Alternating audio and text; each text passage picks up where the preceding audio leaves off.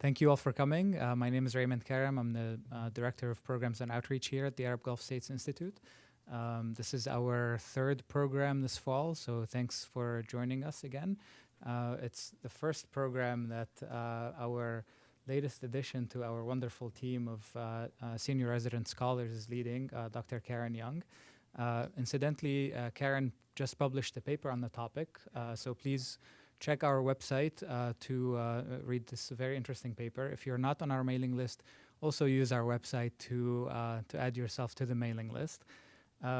Also, Karen just debuted a new product of AGSIW, which we're calling Market Watch. If you're interested in what's happening in the markets of the Arab Gulf states, the region as well, please sign up. Also join our mailing list, and you'll be getting that hopefully weekly product. With that, I'm going to hand it over to Karen to introduce our wonderful panel, our panelists who have joined us from Qatar, from Kuwait, from London, from Washington, D.C. So thank you again, and Karen, please. Well, thank you. Thank you all for coming. We do appreciate it. I'll introduce the panel. I'm so happy that many of you have flown so far and have come, and that there's a broader interest in this concept of what I think of as GCC economic statecraft. So to my left is Afshin Molavi, who's a senior fellow at the Johns Hopkins Foreign Policy Institute.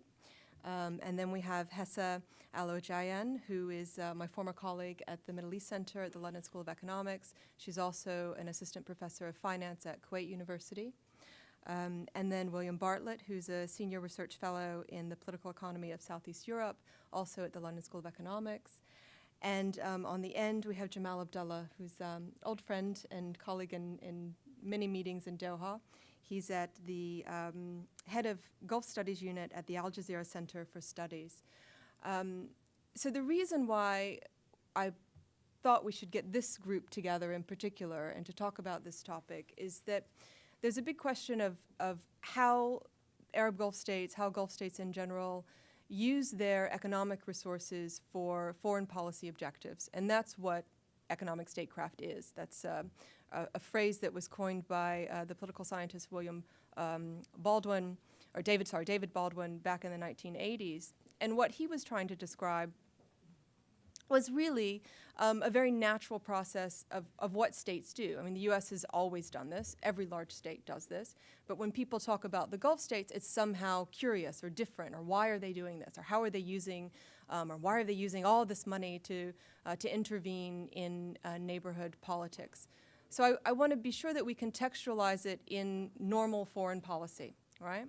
But what's new and different, I think, is kind of the rapid ascent of financial resources, the power, the fungibility, the wealth to be able to disperse and to put at the disposal of foreign policy objectives. There's also a large, what we think of as kind of a black box in terms of domestic politics often in the Arab Gulf states. So how do we know what is the formation of domestic policy, domestic politics, and the outward objectives? What are they? How are they formed? And how do we study it? For political scientists, this is a very big question. So the panel we have today, they're looking at this question from a lot of different angles. We're going to go in sort of the order we're sitting here from right to left. Afshin has done a lot of work on thinking about the nexus state, the UAE, in terms of its commercial ties, both east and west. So he's going to speak about that. Hessah knows a lot about her home country, Kuwait, and how Kuwait has been, I think, in my view, one of the first movers in terms of using economic statecraft for larger political goals in the region since the foundation of the Kuwaiti state. And how they've done that through aid policy, I think, is really exceptional. Will Bartlett has been studying the intervention and investment of the UAE and Eastern Europe, especially inside of Serbia. And so he's going to speak about some of that research. It's both in terms of food security, in terms of real estate investment, very interesting things going on there. And Jamal is going to talk to us a little bit about the formation of Qatari foreign policy, what are the drivers, and what are the regional recipients, who's at the receiving end of Qatari foreign policy objectives. So with that, I'm going to turn the mic over to Afshin. Thank you very much, Karen, and it's great to be here at the Arab Gulf States Institute in Washington. Let me start, Karen, maybe with a little anecdote. So it was just a few years ago. I was in Mecca, the holy city in Saudi Arabia, and I was, as in all religious pilgrimage sites, you find religious pilgrimage stores selling trinkets of the religious pilgrimage. And as I was looking for what to buy for my mother, of the religious trinkets on sale, replicas of the Kaaba and other things, I started flipping over all of the items, and they all had, something in common. It said "Made in China." I'm sure somewhere in Shenzhen there's a factory making, Jewish pilgrimage site trinkets, Muslim pilgrimage site trinkets, Christian pilgrimage site trinkets, but it didn't surprise me by any means. I mean, manufactured goods from China have been coming to the Gulf region for, at least, 2 decades now. In fact, there's a Chinese city called Yiwu, where it has become a different Mecca of sorts, but for Arab traders who travel to Yiwu regularly and buy Chinese goods. And while they're there, they eat at halal restaurants in Yiwu, and they pray at the several mosques that are proliferating all over Yiwu, China. So there is this robust, petty commercial trade relationship beyond the big, geo-economic and geo-commercial energy relationship. And I first went to Saudi Arabia in 1993. I went there to work for an English language newspaper called the Arab News. And I've been traveling to the kingdom for more than 20 years since then, and to the principal cities of the Gulf region. And one of the things that you notice when you travel regularly to these cities is the changes in the landscape. And I think the 3 things that are most significant in the changes, you noticed. Certainly in the early 2000s, you notice more satellite dishes everywhere. These steel flowers, from the rooftops of Gulf cities that were bringing Al Jazeera and Al Arabiya and NBC to the world, to the Arab world. You notice more skyscrapers, and frankly, you notice more Chinese and Chinese nationals. Dubai is the extreme manifestation of this. Dubai is often the extreme manifestation of many trends, but certainly of this trend. In fact, there are 3,000 Chinese companies registered in Dubai today. In 2005, there were 18 of them. There are about 300,000 Chinese living in Dubai today, and last year there were 300,000 Chinese tourists who passed through Dubai. In fact, during the Chinese New Year celebrations, 70% of the Burj Al Arab, the iconic Jumeirah hotel property, was occupied by Chinese nationals. And the Burj Al Arab, I don't know if any of you ever saw this picture, they put a red dragon silhouette on the exterior sail of the Burj Al Arab to celebrate that milestone. Now, are all of these Chinese visiting Dubai? Well, many of them are using Dubai as an important transit hub, traveling through Dubai International Airport, which, as you all know, has become the #1 busiest international airport in the world. It surpassed London Heathrow in the past year. In fact, of the Emirates has the most extensive Africa network, Emirates Airlines, of any non-African carrier. And of those flights from Dubai to Africa, it's estimated that 1 out of 3 seats are occupied by Chinese nationals who are using the Emirates network to Africa to travel across Africa. And in fact, they're not alone. Nestle, the global multinational food company, bases its Africa headquarters in Dubai. General Motors has an Africa headquarters in Dubai. Huawei Technologies of China has an Africa headquarters in Dubai, using the ports of Jebel Ali, the Dubai International Airport, air links to Africa, and increasingly the banks.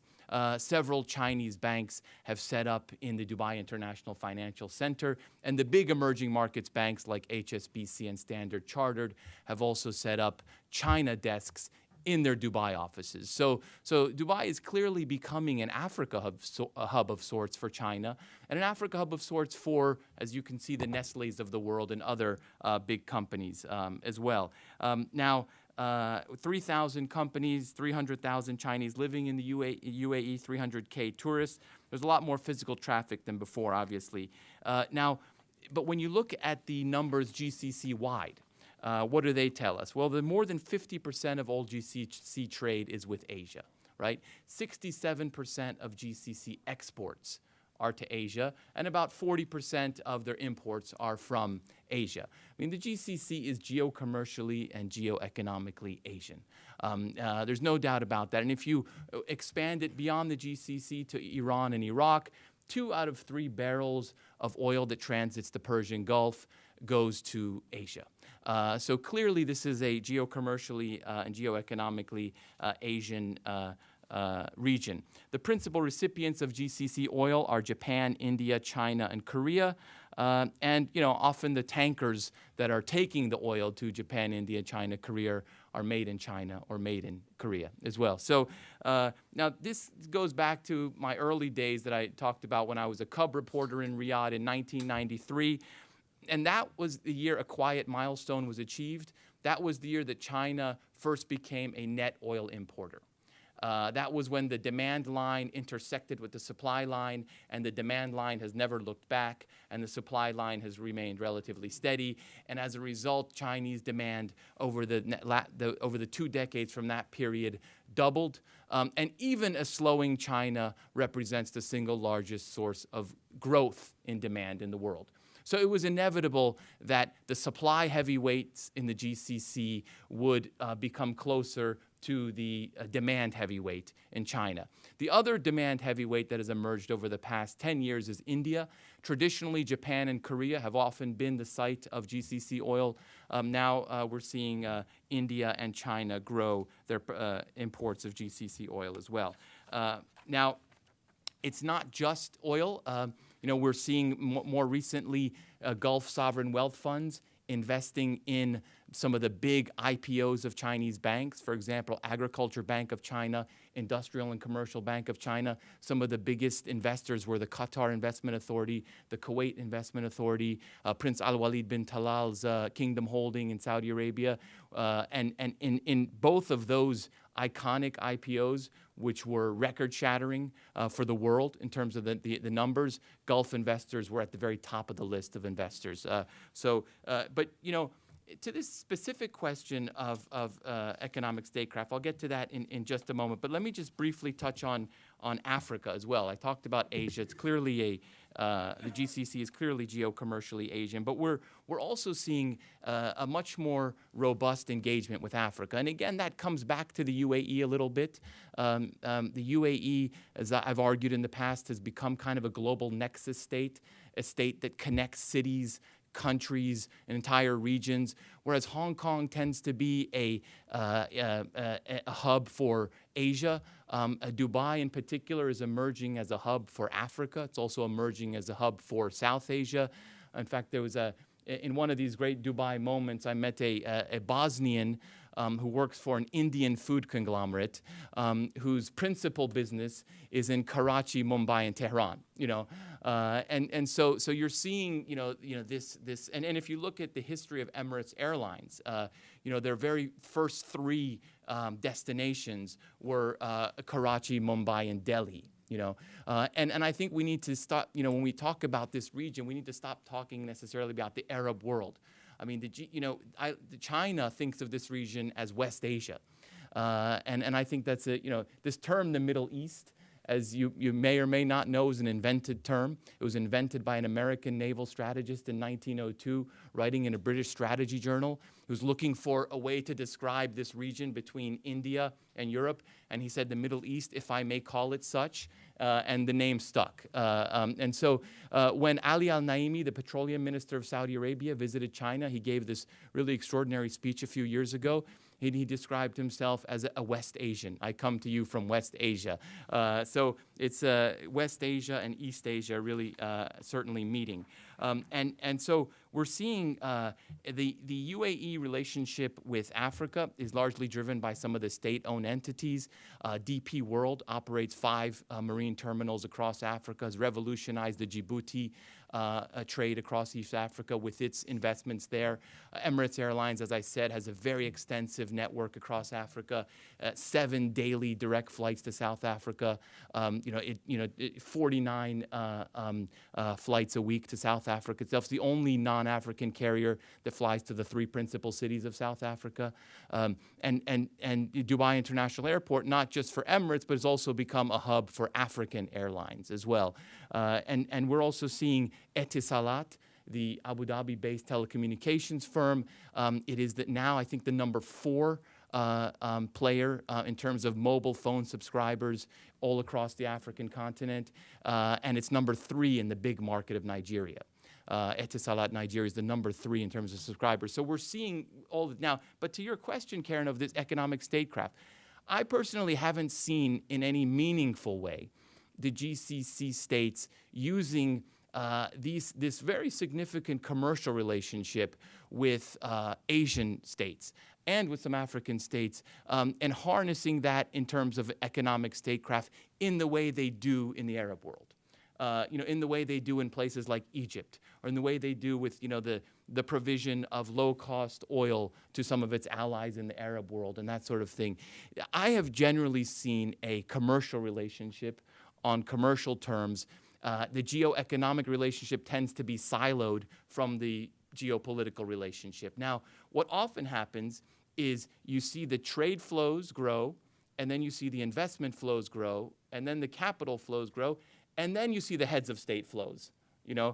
So you see King Abdullah, who of Saudi Arabia, when he first ascended the throne in 2005, and his very first foreign visit as head of state of Saudi Arabia in January of 2006, he could have gone anywhere in the world and been welcomed with open arms. He chose China and India, right? Because he saw the numbers, right? But it was very much a it's not in the same way that he, viewed the Arab world. It's certainly not the same way that we saw Saudi Arabia and UAE engage with Egypt, which is something that you know a lot about, Karen. So I haven't seen that kind of economic statecraft that we see many of the GCC states using in the Arab world. I haven't seen it in the relationship across this new Silk Road of GCC Asia relations, or the new Silk Road of GCC Africa relations. But happy to talk more about this in the Q&A. Thank you. Thank you. Well, a space to watch, perhaps, then. And maybe some of you have questions on that as well. Let's move to Hessah, Ojayan. I didn't say this before, each of the panelists is going to speak for about 10 minutes. So we'll still have at least an hour or 45 minutes for discussion. Go ahead, Hessah. Good afternoon, everyone. It's a pleasure to be here today. I'm going to discuss Kuwait economic statecraft. So I'll start with pinning down Kuwait foreign policy goals. First is maintaining national security. Second, promoting Arabism and Islam. And third, it's fostering stability, security, and citizens' welfare worldwide. To achieve these 3 goals, Kuwait have relied extensively on foreign aid and diplomacy. And Kuwait has a reputation. It's an inveterate, generous donor. 2.1% of GDP is the latest contribution to the international community. 2.1% is extremely generous. In fact, it's more than double the 0.7% UN target. In my opinion, Kuwait chose primarily to rely on foreign aid and diplomacy emanated from the constitution and from 2 major historical events, specifically their indirect conflict with Iran in the 80s and the direct conflict with Iraq in 1990. Articles 1 and 12 of Kuwait Constitution promotes Arabism and Islamism. So I think most of the, or let's put it that way, the Arabic and Islamic countries received most of the aid. Second, their indirect military conflict with Iran. I think that during the Iraq-Iran war in the 1980s, Kuwait chose to support Iraq. So Kuwait extended financial aid, $2 billion loan, and they also permitted the Iraqi troops to use their borders and ports. As a result, Iran attacked the Kuwaiti oil fields and tankers. Hezbollah also tried to assassinate the Emir of Kuwait in 1985. So Iran reactive antagonism against Kuwait made Kuwait realize that foreign aid can be counterproductive. So Kuwait therefore tried to use it more wisely and in a way to strike a balance from maintaining the national security and promoting Arabism. The third event that shaped Kuwait's choice to rely heavily on foreign aid, I think, is the Iraq-Kuwait War in 1990. Kuwait realized the curse of its geography and the threats posed by its neighbors. Kuwait also realized that it has a small army and it's limited. Kuwait also realized the importance of sovereign wealth and foreign aid in lobbying and passing the UN Security Resolution number 678. Also, I think Kuwait realized that foreign aid may not necessarily guarantee results. I mean Yemen and China, who didn't support Kuwait back then.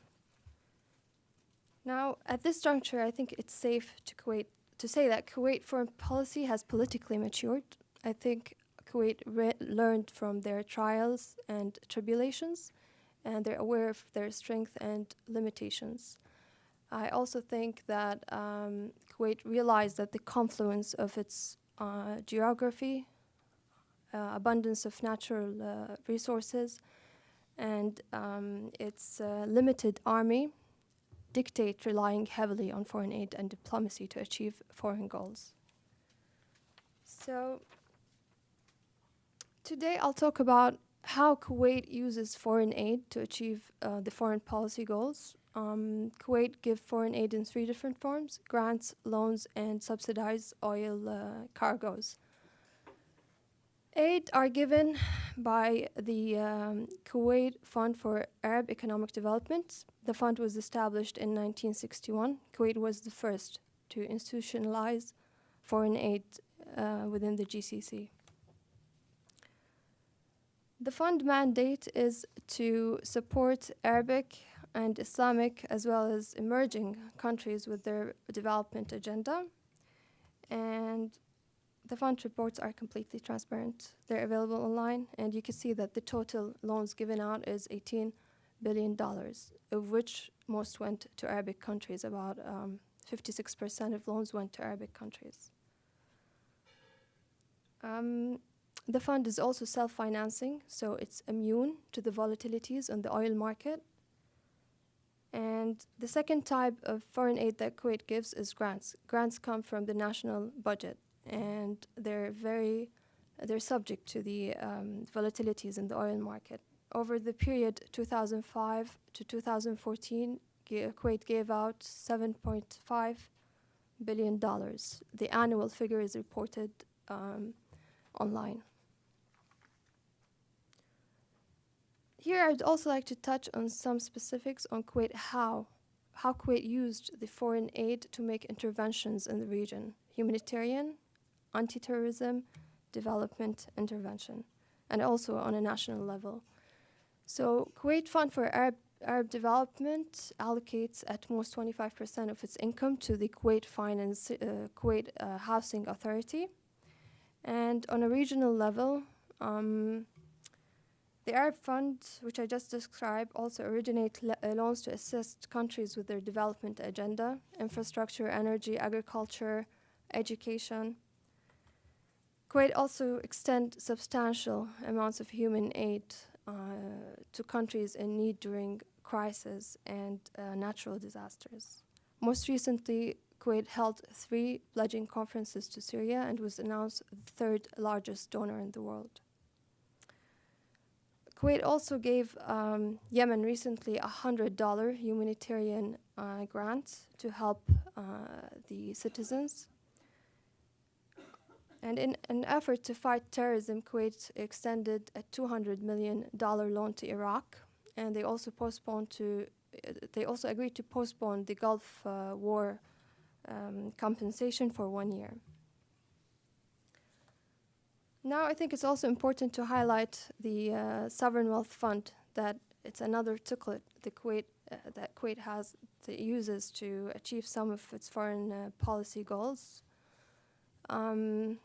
The Kuwait Investment Authority is the sovereign wealth fund. It's also called the KIA. It was established in 1953 to diversify resources away from oil and to secure the welfare of future generations. KIA revenues are accounted for separately. They don't feed into the national budget.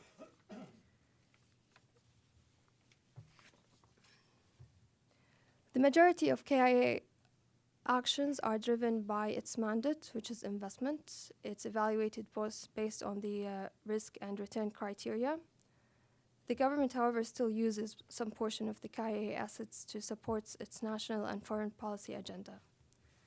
I'll cite a few examples. After the Iraq-Kuwait war, the oil industry was hurt badly in Kuwait. Kuwait spent $11.5 billion to rehabilitate its fields. Also, the debt the government of Kuwait incurred to coalition to help pay for Operation Desert Storm was estimated to be $20 billion. All of these costs were covered by the KIA. After the Iraqi crisis in 1991, the government felt the need to bring the confidence back in the banking system. So they tried to rescue the local banks from the negative fallout of Al-Manakh stock market crash. The government announced purchasing $20 billion worth of bad debts from 11 local banks. The KIA executed that order. In 2007, after the financial crisis, Kuwait market went down badly, so the government felt the need to intervene and rescue the market. A portfolio worth $4 billion was established to rescue the market, and KIA as well took care of that.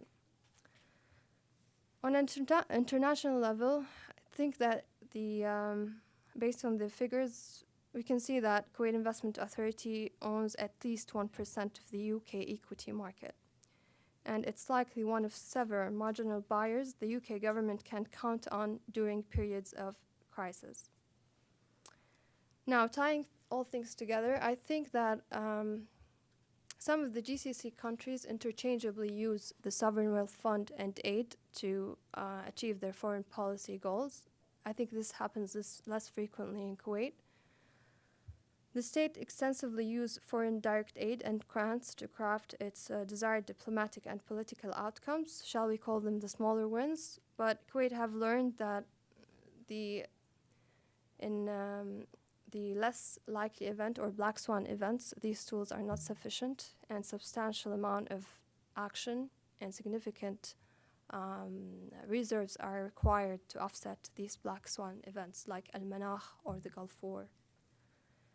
In other words, I believe it's safe to say that Kuwait has learned that discipline with sovereign surplus wealth pays in the case of black swans.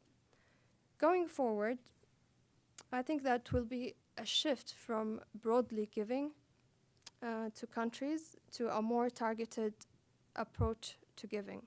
In the past, Kuwait has been a giver to potential supporters in exchange for their loyalty when needed. So in other words, Kuwait was hedging the unknown risk, but nowadays we can see that there are clearly very known risks like Hezbollah and ISIS.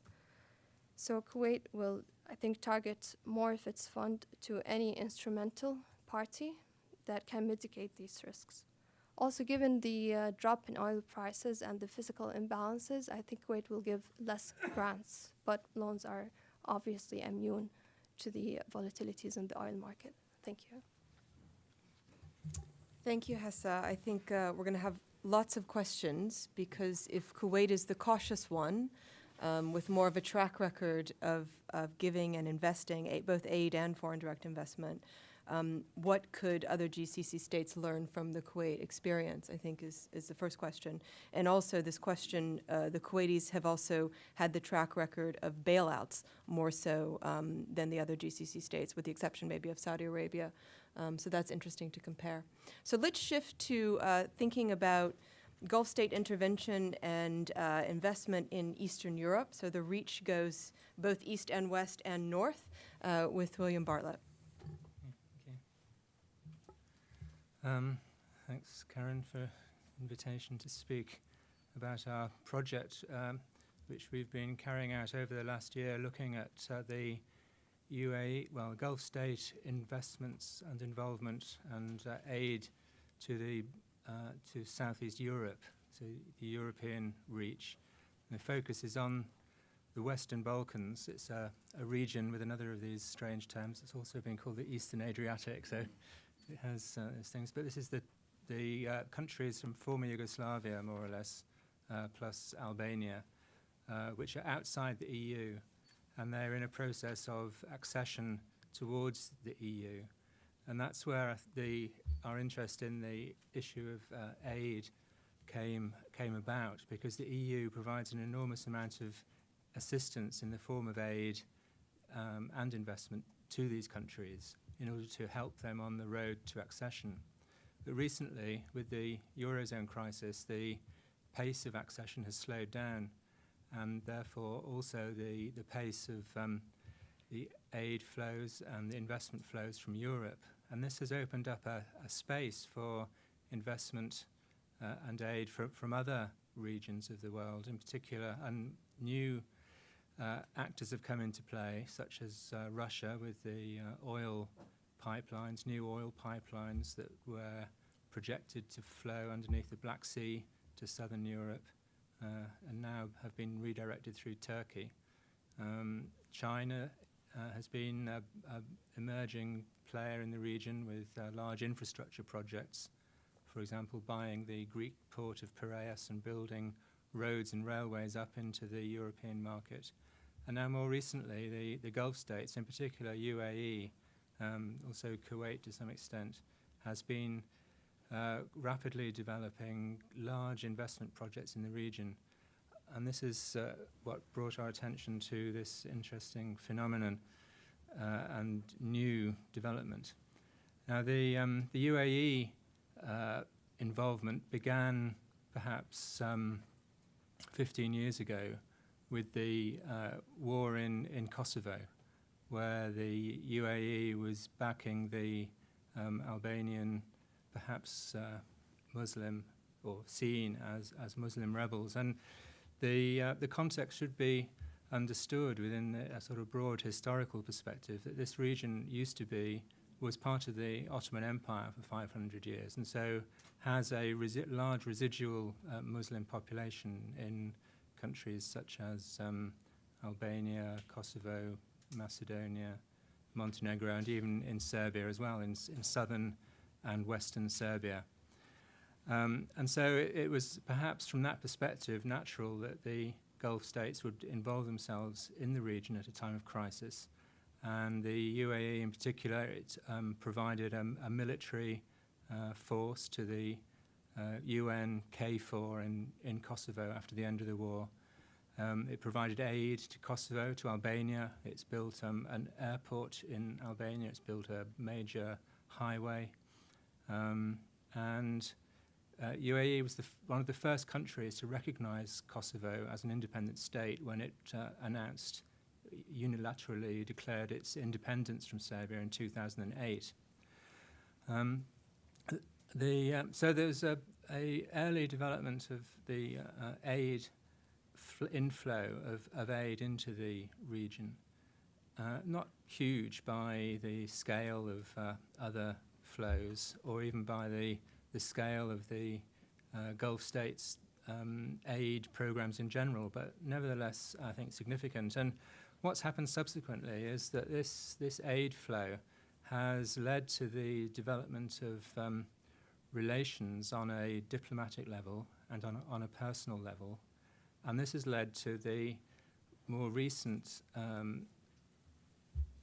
development of investment, large-scale investment projects, which are intended, in some part at least, to lead on in the future to the development of trade. So I think this is actually an example which completely reverses the sequence that you were talking about. It's a sequence which goes from development aid to personal relationships between heads of state to large investment projects, and then subsequently is the intention to developing trade relationships. And I'll illustrate that by looking at the case of the UAE investment in Serbia, which has developed over the last 2 or 3 years.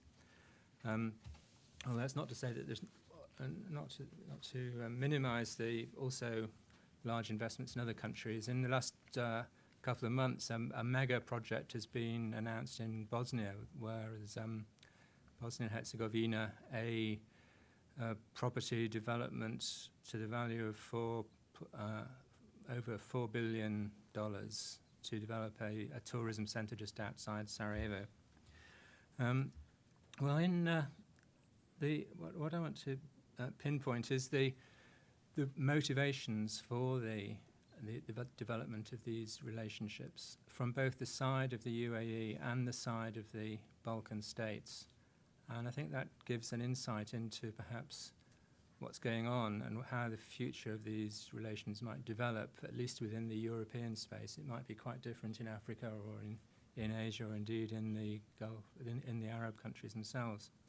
But the nature of this personal relationship, I think, is important. The current Prime Minister of Serbia, Alexander Vucic, who used to be the defense minister in the previous government, was on a visit to the UAE, and he met with the Crown Prince of Abu Dhabi, Sheikh Mohammed bin Zayed Al Nahyan. And he said of this meeting, he said, "I was invited to a restaurant for a lunch, and he was there, totally surprised that I didn't ask for anything. We talked about history, geography, philosophy. He personally saw me off to my room, and after that, our friendship started." And the story is, we don't really know how true it is, but anyway, the story is that all the subsequent investments and developments were based very much upon this personal friendship which developed between the rulers of the two countries. And I think it's more than a personal friendship. It's really about ways of doing business and ways of conducting politics, because the countries of, as I mentioned earlier, countries of the Western Balkans are on the path to European accession, and as such are supposed to be developing as democratic states with the rule of law and open, transparent judicial processes and so on. But in fact, what's happened, perhaps recently, but also going back to the former communist regime that ended in 1989, 1990, following on that with in Serbia, the regime of Slobodan Milosevic, which was a form of democracy, but an illiberal democracy. And after the overthrow of Milosevic in 2000, the democratic forces made some progress. But more recently, with the economic crisis, this has all gone onto a sort of back burner. And the new politics is one of a return to illiberal democracy and to one of more non-transparent processes in the field of investment, doing a deal on a handshake rather than through a written contract. And this seems to be something that is in tune with the sort of ways that the UAE investors also carry out their business, and the sort of politics which is running the UAE states, which is not a democratic politics. It's not transparent and open business relationships. It's much more hidden than that. And the big contracts which have been signed recently in Serbia, for example, are non-transparent. They're not published, or they're published with great delay and give rise to a lot of questions. Recently, the president of Serbia, Tomislav Nikolic, also visited the UAE, and he was very happy to be there. He was very effusive in his praises of the UAE society. And he said, "It is a feeling that you are among people who are like you, who are similar to you." And that seems to be the basis of this developing economic relationship. Now, since about 2012, 2013, the UAE has begun to invest in 4 principal sectors in Serbia. There's the transport sector, the construction sector, in agriculture, and in defense. And these are each illustrative, I think. Each of these sectors is illustrative of a particular motivation or need on both sides of the equation. In the field of transport, the UAE carrier Etihad has bought what used to be the national carrier of the Yugoslav state, and then subsequently of Serbia, the YAT airline, which is a sort of old failing airline run on subsidies, constantly loss-making. And UAE, Etihad, has bought out 68% stake a couple of years ago. It basically restructured the company, sacked all the staff, hired new staff, retrained them according to modern standards, and reinvested in new aircraft, and has completely turned the airline around in the space of 2 years from a loss-making into a highly profit-making enterprise. And Belgrade Airport is now the fastest-growing airport in Europe. And the rebranded airline called Air Serbia is, as I said, is doing very well. And it's part of the international alliance, which has been set up by Etihad as part of one of the key partners, about 6 partners around the world. And what The Economist has called the model adopted is what The Economist, in an article a year or so ago, called the super connector model of airline management. And this is basically what you're talking about, the nexus state applied to a particular industry. The basis is that you connect around the world. You don't run your own operation, but you have partners and you're totally connected in with this network.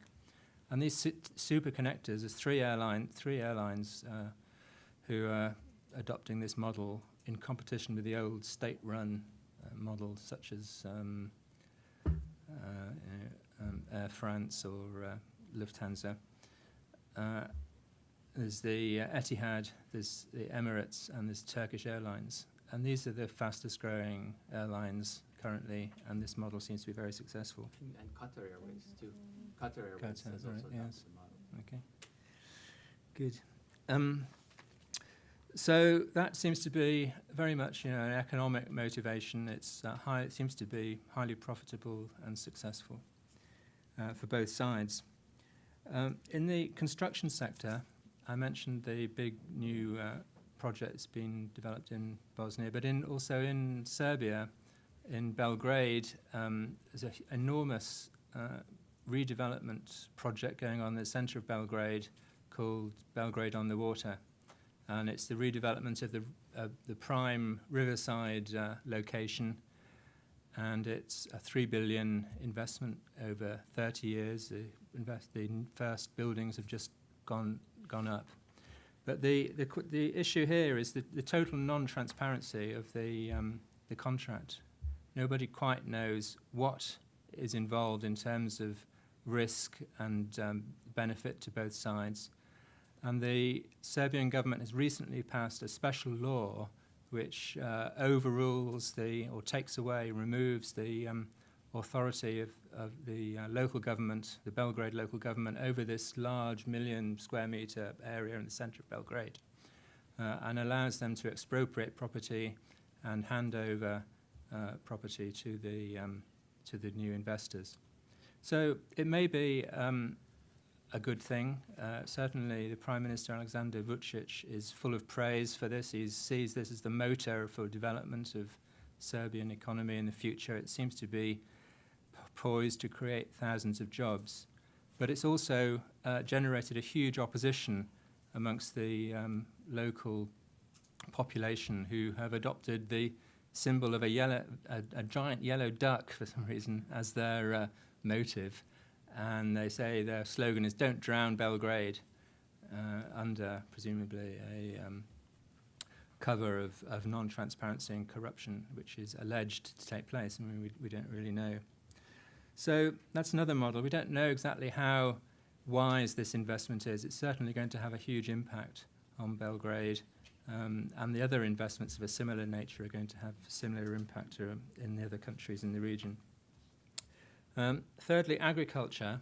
The UAE has bought up 9 large, previously state-owned farms in the fertile northern part of Serbia called Vojvodina, and it plans to develop agriculture. It's putting in huge investments there, and it's going to use this as a base for food supply for UAE in the future. And it's part of a strategy which has been developed for some years to assure food security for the Emirates in the post-oil economy and in the future. And there are other similar investments around the world, but what was surprising about this investment when we spoke to people was that Serbia was chosen for this investment because it was considered to be the most stable location relative to other areas where UAE is investing. And we were completely sort of knocked out by this when we heard this, that Serbia is a sort of fount of stability in the world,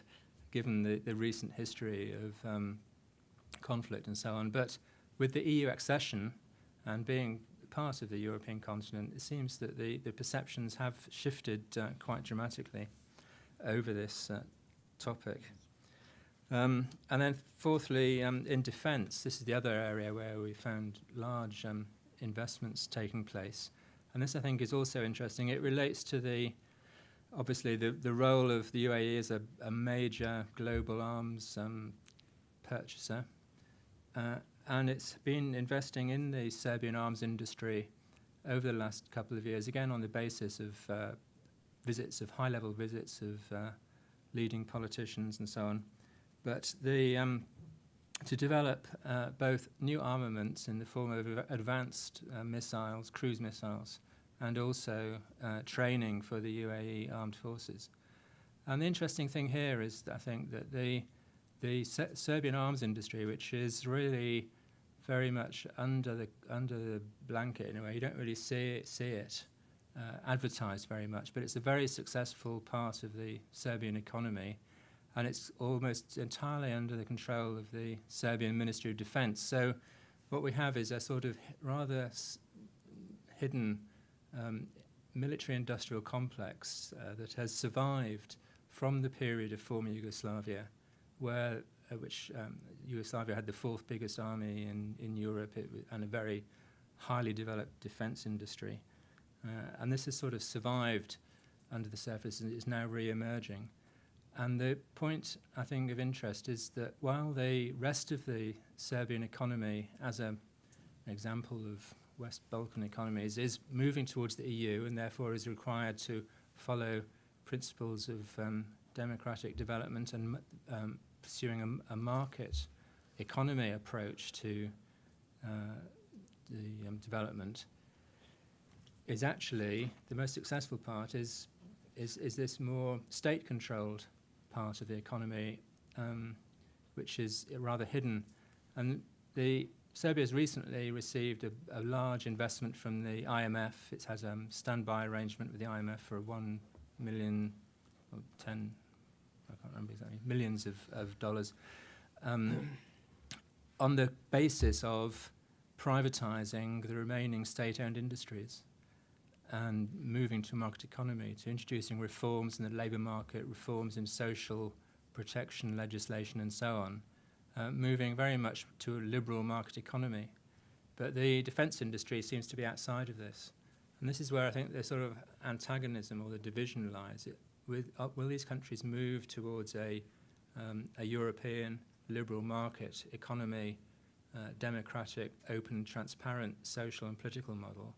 Or will they move with the new investors that are coming in more in the direction of a sort of state-led, state-managed, non-transparent, illiberal type of democratic system? And that is, I think, the question for those countries. From the point of view of the UAE, we see all these developments as being very much in line with the overall strategy of trying to diversify their economy, looking forward to the post-oil environment of the future.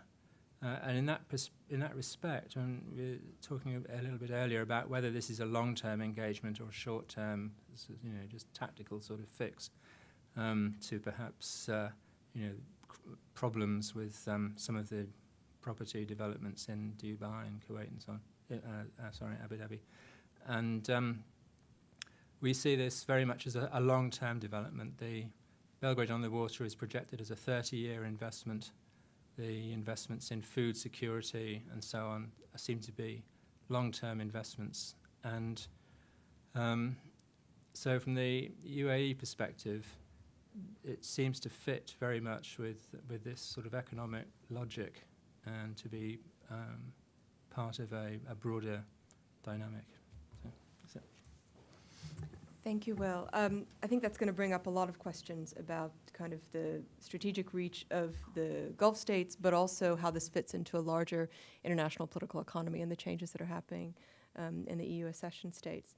I want to go to Jamal Abdullah now, who's going to speak more about Qatar specifically, and then we'll open to questions. So be patient with us a bit more. And Jamal, to you. Thank you so much, Karen. Firstly, I would like to thank very much the Arab Gulf State Institute in Washington to invite me for this event.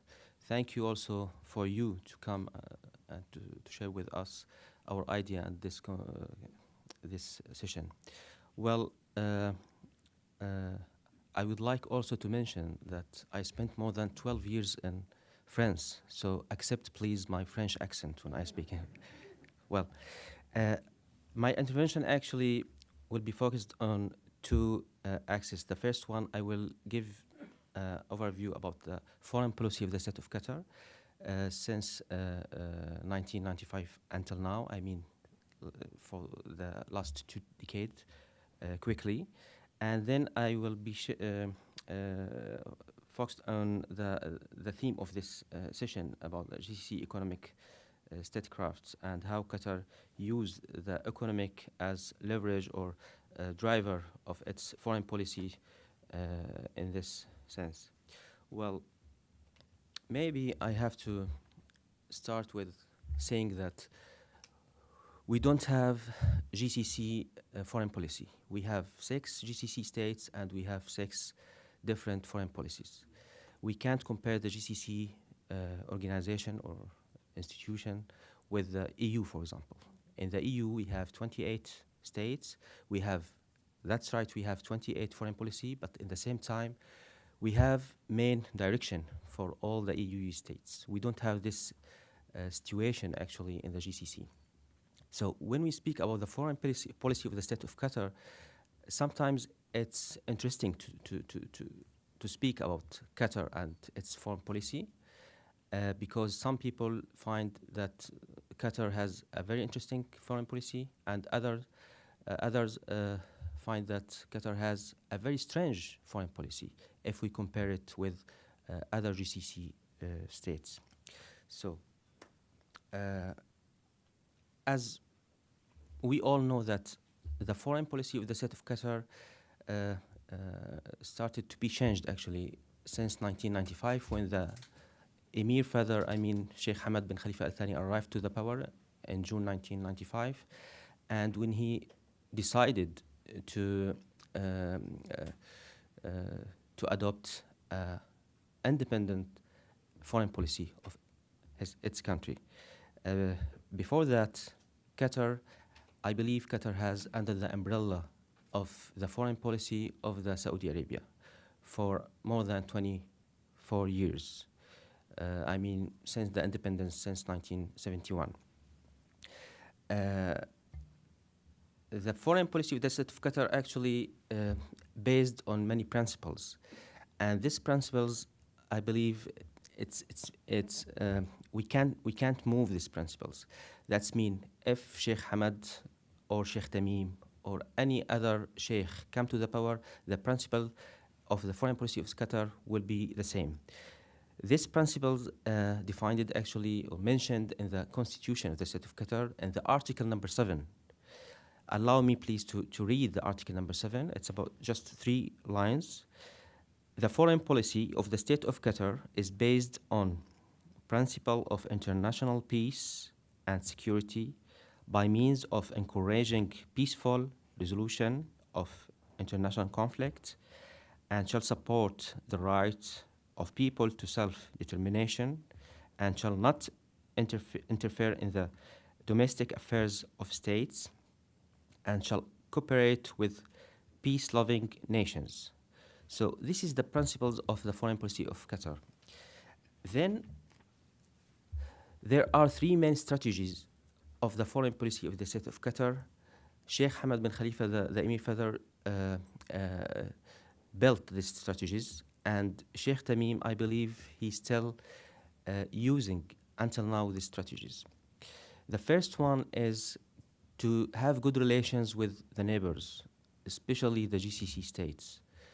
That's why during the first decade, actually, of this, I mean, between 1995 and 2002, even 2007, Qatar tried to resolve actually all border problems with, especially with Saudi Arabia and with Bahrain. Second main strategy is the alliance. As you know, Qatar is a fragile state, a very small state,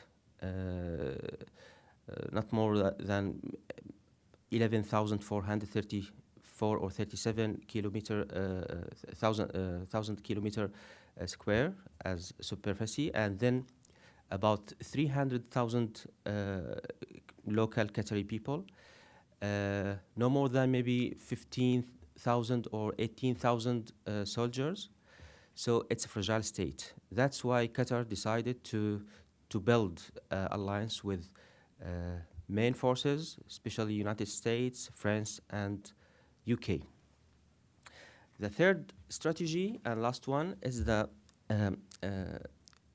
in French we call it image de marque, or the brand or branding. So it's a kind of, we can say, marketing actually, to build an image in the mind of people about the state of Qatar. So it's based on some leverage, like as diplomacy, media, sports, economy, human aids, education, cultures, etc., etc. Then I should mention also that Qatar has three foreign policies, three levels of foreign policy. The first one is local. When I say local, I mean with the GCC states. Qatar has foreign policy, special foreign policy with other GCC states. This is the first level. The second one is regional.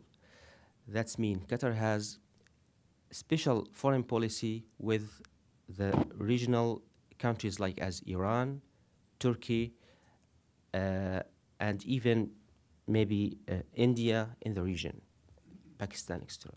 And the third level is the international foreign policy that Qatar adopted actually. So when Qatar has three main level of foreign policies. So the foreign policy Qatar used with Saudi Arabia, for example, or with United Arab Emirates, or with Oman, it's not the same with Iran or with Turkey. It's not the same with United States or with the UK or France. So this is the first stage or period of the foreign policy, the period of Sheikh Tamim, 1995 until 2010. This period actually, we can call it the soft power period for the state of Qatar. We have the second period since 2011 until 2013. Here the Arab world entered in a new period actually, the Arab Spring.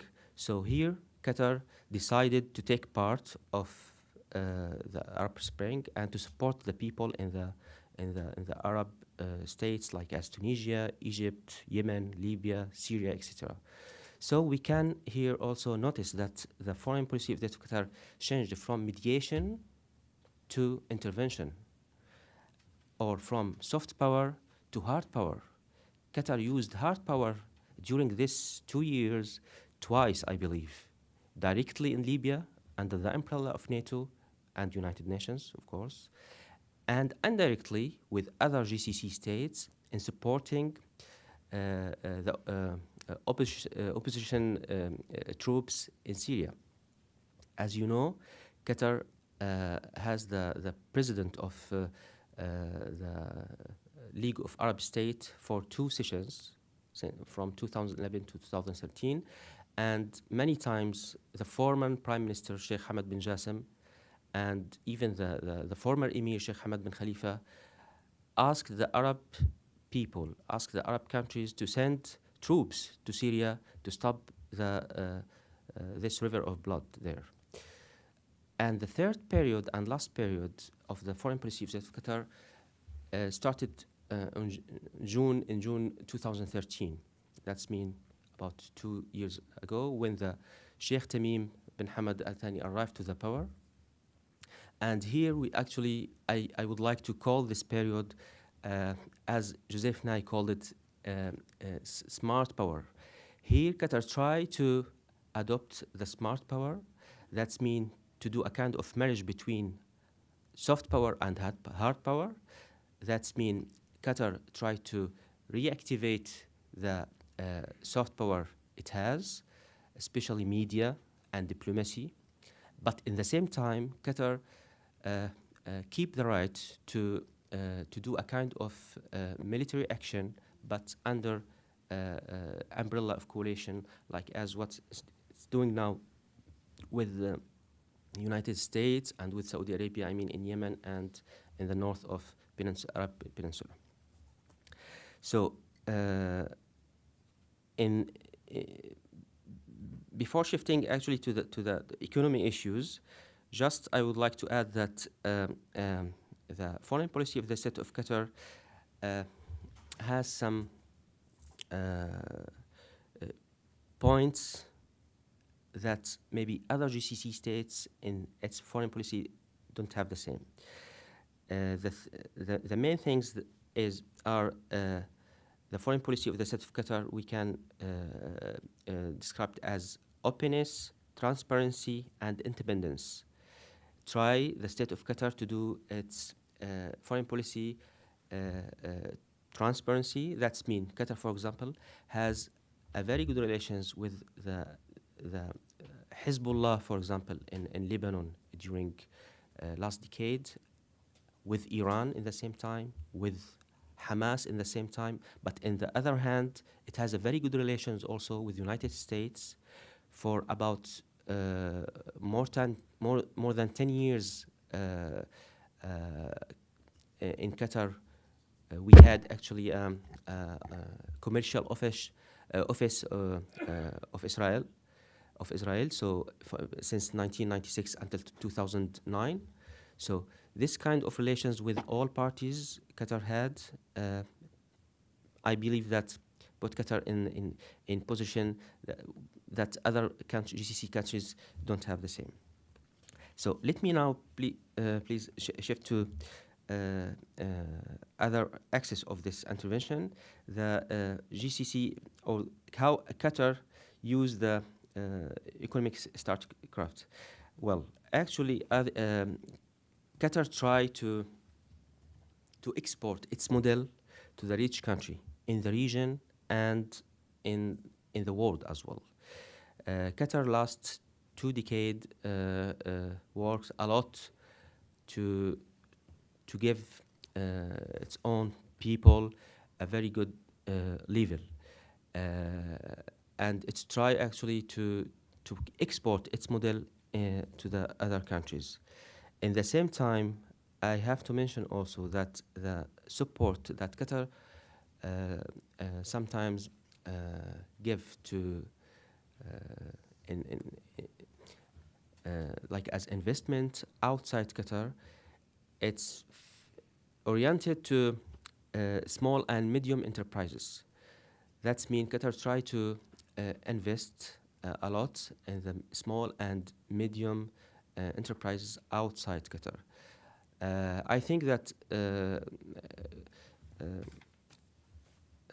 Qatar try to invest in education, in tourism sector, sports, real estate sector, banking and finance, agriculture sector as well.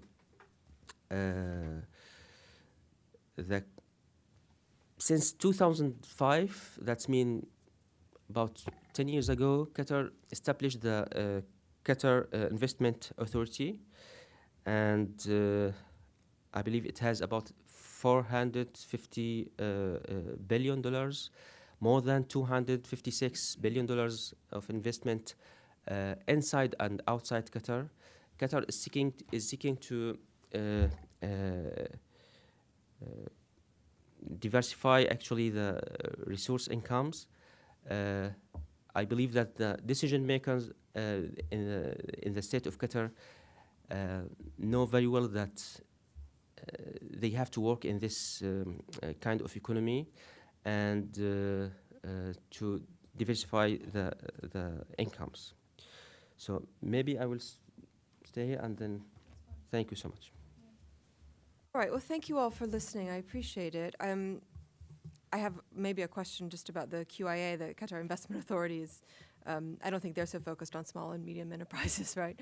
But anyway, we have a range of case studies really for you, a range of viewpoints on what are kind of the primary drivers of economic intervention in the Middle East and in the wider rest of the world, in east to west to north.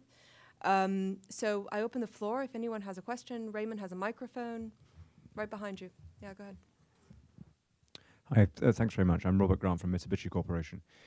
Nobody's mentioned Egypt, and I'd be very interested in all of the panelists' views on whether or not financial support for the government and also broader private sector in Egypt, the aid will continue from not so much from Qatar, but from some of the other Gulf countries, despite the fact that obviously oil prices have plummeted and continue to flatline.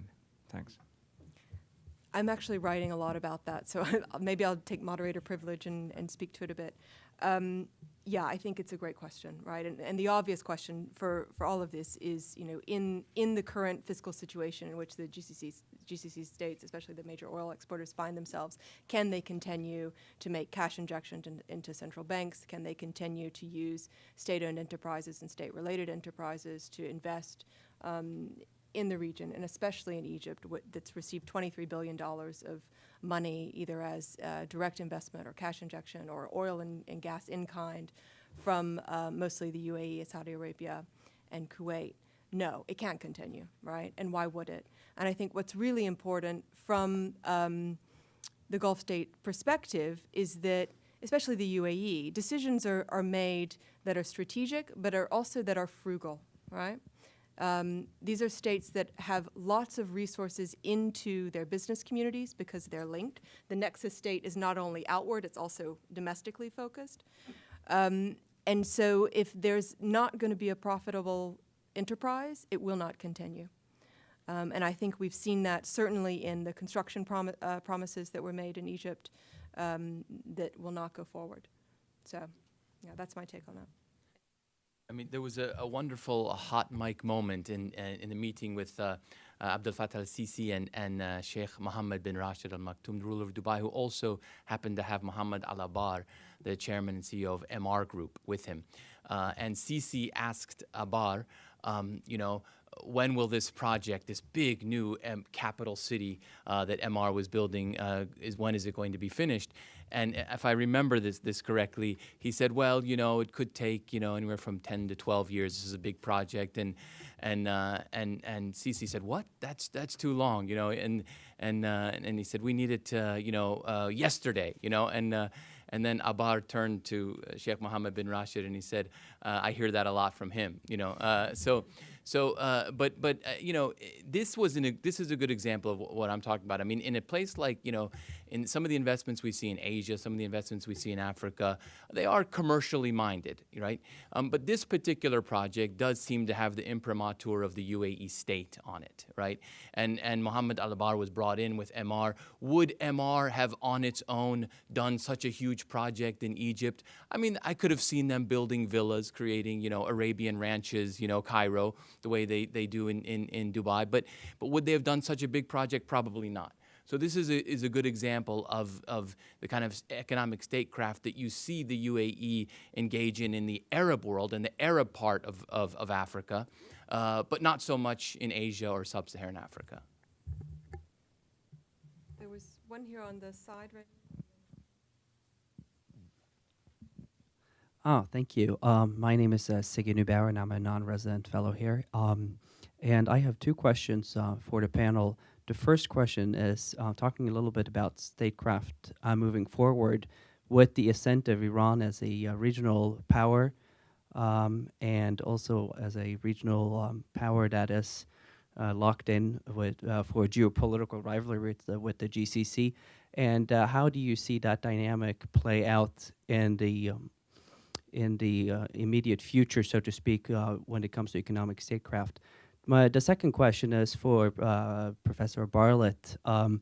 I was actually very intrigued by your presentation because I was in Serbia a few years ago myself under the previous administration, and I gave a talk at the Belgrade Security Forum 2011, and at the time the focus was how could the emerging Arab democracies learn from the Balkan experience and transition to its democracy. So that sounds like a very different climate today than when I was there. But my question is, in particular, is to the Serbian defense industry. I was not aware that there was even such a thing. The global defense industry is a pretty competitive market, great technologies in the United States and in Europe, and technology sharing. So how, what is the attractiveness for the UAE in the Serbian defense market when it can basically get the best technologies short of the F-35? So yeah, that's my question. Thank you.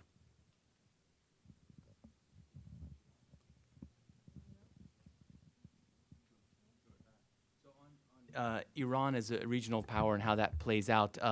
You know, Saudi-Iran relations are at pretty rock bottom levels right now, and so that's really driving the Saudi-Iran rivalry is driving a lot, you know, across the region. You know, as my colleague noted, every GCC country has its own foreign policy, and Qatar has a different view, and Oman certainly has a different view, and frankly, within the UAE there are differing views between Abu Dhabi and Dubai regarding Iran. Dubai sees Iran. Many of the Dubai companies see Iran as a good opportunity, a good trade opportunity, investment opportunity. I did note that DP World officials did make their way to Iran and started looking at some ports in Iran, and so I think it's going to be different, you know, across each country. But I have noticed that there's this is a pretty historic low on Saudi-Iran relations on both sides. The level of rhetoric is the kind of rhetoric that we were seeing in the late 80s, and so I can't see that relationship improving anytime soon.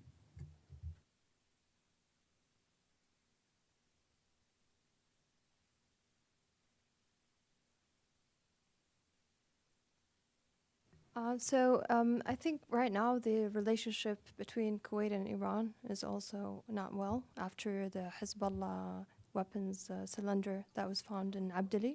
I think the Ministry of Finance have already announced that Kuwait is willing to sit on the table and talk diplomatically with Tehran.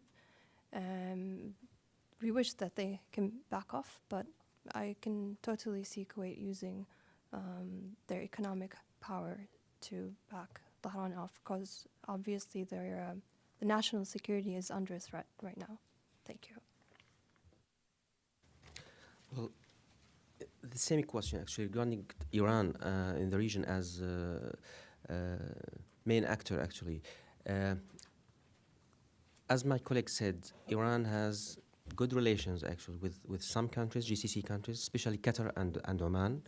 And it has not the same relationship with other countries like as Saudi Arabia or Kuwait or Emirates. As I mentioned in my intervention, actually, Qatar tried to be different. And that's why I believe also that Sheikh Tamim, the Emir of the State of Qatar, just 2 weeks ago, on 28th of September, I believe, he mentioned in his speech at the Assembly General United Nations, and he invite GCC states to open a kind of a dialogue with Iran, because this is my opinion of view. I believe that Iran, and I mean the key of solution in the region between the hands of Iran and Saudi Arabia. So if Iran and Saudi Arabia and other GCC states sit down the round of table and discuss the matters, I believe that they will have the solution. Thank you. Yeah, thanks. This is a very interesting question, and I think there are two points perhaps I'd highlight. One is economic, and one is sort of historical, political. On the economic side, I mean, it makes sense for UAE or other Gulf states to diversify its sources of supply and not be reliant on a monopoly supplier. You did say the arms industry is competitive, but nevertheless, you know, diversification is presumably an important aspect, and also under current economic conditions, which you've referred to already, the cost competitiveness aspect is important, and Serbia is now a low-cost supplier with wages that are probably equivalent or lower than China, probably, with years of having suffered years of economic recession. But nevertheless, with this sort of protected state-managed industry, defence industry, the technology is actually quite advanced. You know, they have very skilled people working within it, and they're producing. The one project is an advanced cruise missile and land-based anti-ship cruise missile, if that means anything to anybody here. It doesn't mean much to me, but apparently it's a very advanced weaponry. But they also produce basic sort of weapons that are, bullets and mortars and so on, mass-produced at low cost. And one of the rumours that is going around, the Balkans is full of conspiracy theories, and there are lots of conspiracy theories associated with the Gulf state-Balkan relationship. One of them being that these armaments are being channeled into the Middle East, if you can call it that, or I think Near East, as the Serbians call it, as a sort of non-attributable arms supply to some allies of Saudi Arabia and other Gulf countries that they don't really want anybody to know where they come from. And this is a story that's going on. You can't possibly validate it or not. Now the political historical aspect is also quite interesting. The Gulf state countries used to be members of the non-aligned movement, which was a movement which was set up during the Cold War by former Yugoslavia to provide a sort of third force between Soviet Union and satellites and the USA and satellites, and the Gulf states were part of the non-aligned movement. And as such, there were very substantial ties developed within the military establishments of these different countries. And every year there is a sort of military fair of some sort held in Belgrade, and one of the generals who was coming from one of the Arab countries said, "Oh, it's so great to be back here. I was trained here 25 years ago and haven't been back since." And so there's probably lots of senior people now who've risen up to senior positions in the military establishments who have ties going back to that period. And for example, as late as 1991, the Yugoslav defense industry exported 150 tanks to Kuwait. So this trade relationships and defense relationships have a history going back to the past. Two questions in the front. Maybe we'll take both questions and then My name is Mike Albin. I'm an independent researcher. My question is for any and all of you, please. In the West, in the United States, and Europe, much is made of human rights and tying and measuring the effectiveness of aid, of both humanitarian and developmental, to tying it to human rights advances or to the minimizing of human rights abuses. Are these issues not prominent in Gulf in Gulf aid, developmental or humanitarian aid, and how do they measure success or failure in terms of human rights? Thank you.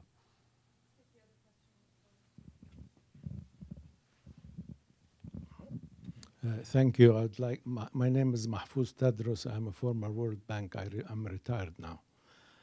I'd like to thank the panel and Karen for this very interesting discussion. I have a few comments probably and maybe one or two questions. First of all, looking east, as my friend, the first speaker said, I have heard that in the early 1990s when I was working at the World Bank and met with Minister Mohammed Musa of Oman, and he told me, Dr. Tadros, we look east, we would like to be like Singapore, we don't like to look west. And he was right. There is also a very old relationship between the Gulf countries and the subcontinent.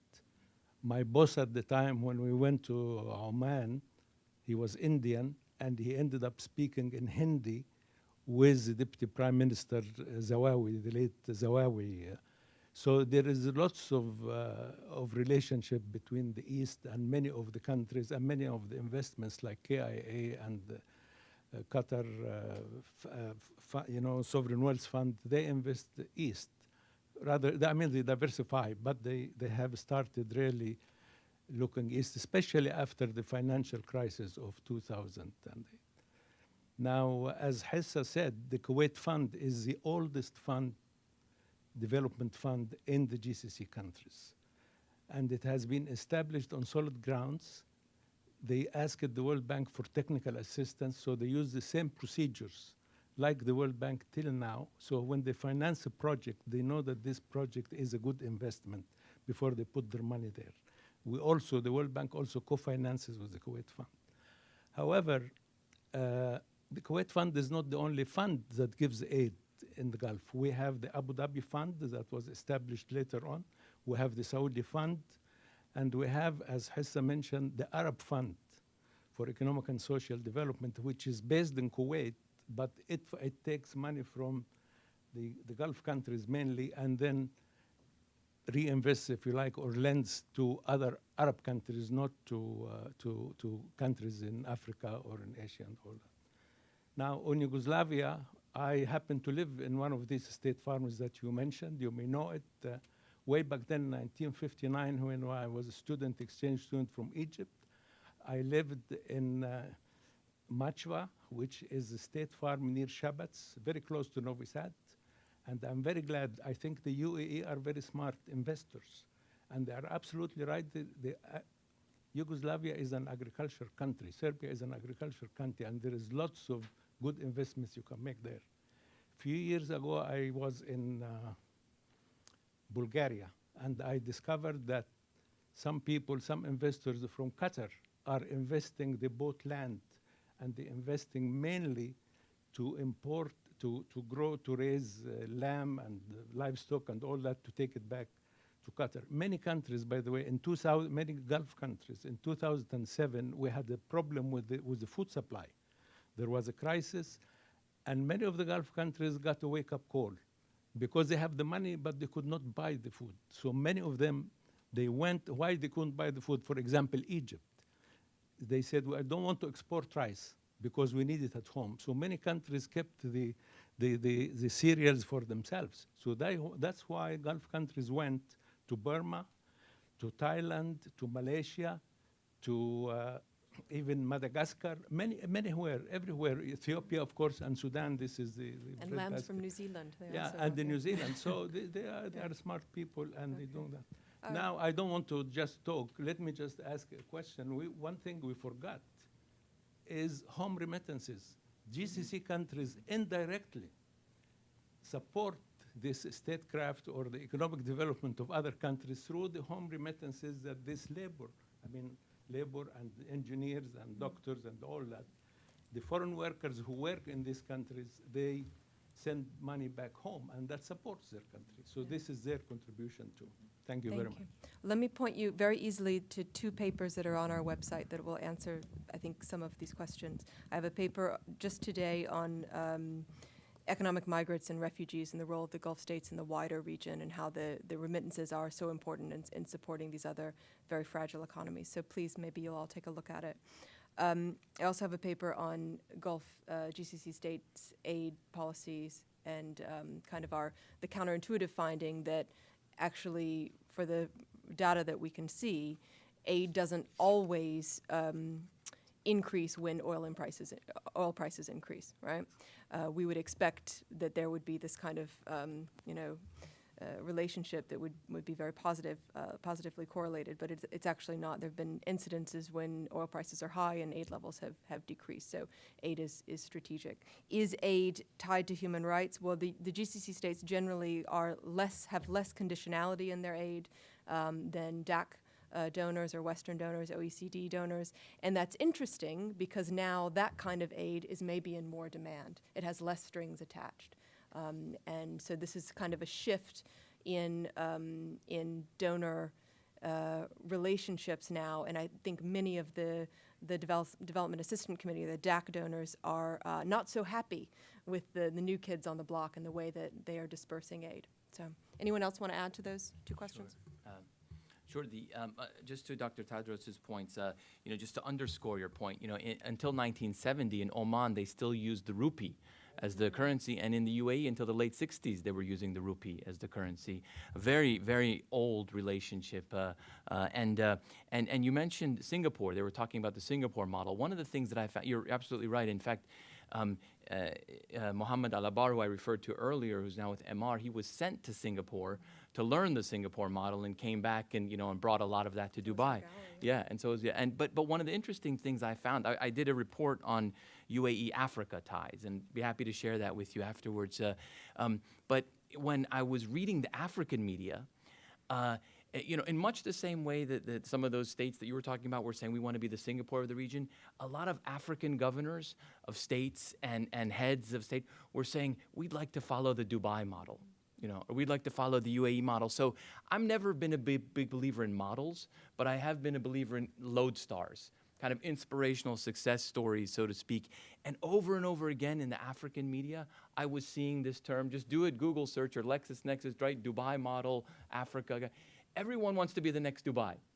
Small states in Nigeria, small states, Somaliland governor. I have all of these listing of these, who wants to be the next Dubai model. And certainly your point on home remittances. These home remittances dwarf FDI in many of these countries, so absolutely.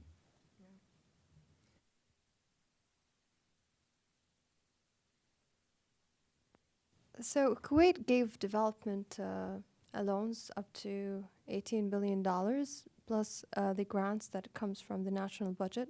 The development loans goes to helping people with their improving their everyday life, for their education, health, and so on. But I think the academic area of measuring the effectiveness of aid is underdeveloped, and I think it requires attention. Thank you.